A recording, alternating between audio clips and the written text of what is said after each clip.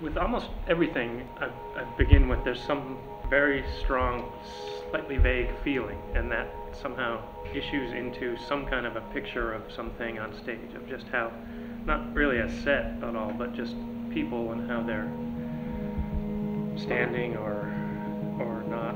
And so, in some ways that's all it is, but then you sit in a chair for a bunch of years, and that ends up turning into something. With Title and Deed, it was a very different thing, and it's something I've written faster than I've written anything else. It's been about a year and some months, and that just started with seeing Connor Lovett performing something here in New York, and doing, they did some selections from Malloy, I think at the Irish Arts Center 12 years or more ago, and really simple, incredibly powerful performance of Malloy by this guy in a kind of shabby coat, and it was raining. I don't know if I said it was raining, but you could hear the rain on the roof, and the whole thing was, it was one of those, you know, it was just one of those things where you went after work and you probably wanted to be home watching TV, and you weren't really expecting great things for your life, and suddenly it was this amazing, it was this great thing. And I got in touch with those guys, and we stayed in touch, Connor and Judy and I did a workshop of a play maybe in 1999 over at their house over in France, and then we talked a bunch of other times and came close to setting up some other thing.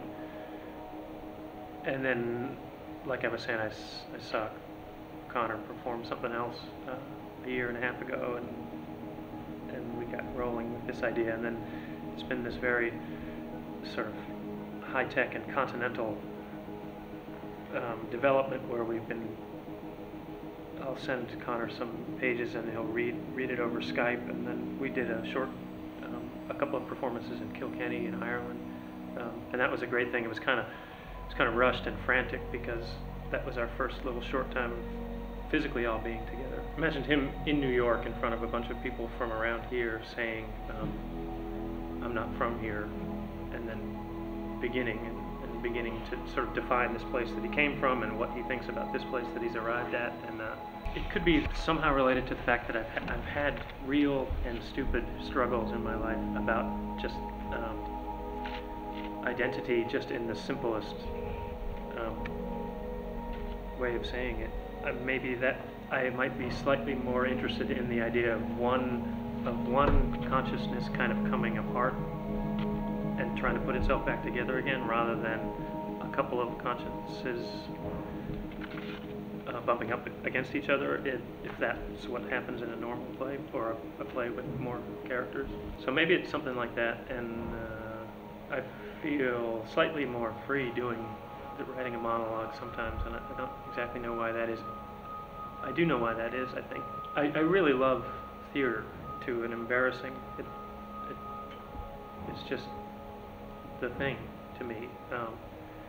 But I also, in that love, I have a healthy dose of distrust of the whole thing, and a kind of anxiety about not the falseness, but the confected quality of it.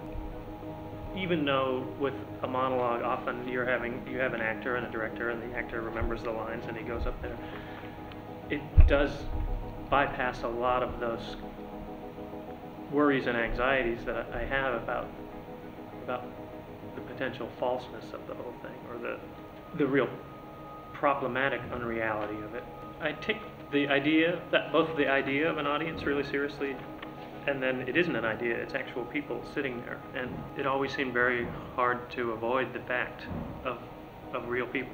And it always seemed to me that in some way the kind of ideal view of a play, of what a play really is somewhere up there, so that you actually see the whole, it's sort of the totality of the whole thing. It's been amazing, and it's been close to perfect, and just really rigorously unpretentious and completely serious, and just fun, decent people who are really smart, and so I've been really surprised and grateful, and I'm really excited about getting older and older here. I don't know. I didn't used to love life, and now I really love life, and Great. I always thought that was an important thing to say, just because I remember when I didn't love life, I couldn't imagine that I ever would love life, and so, if you want to post that.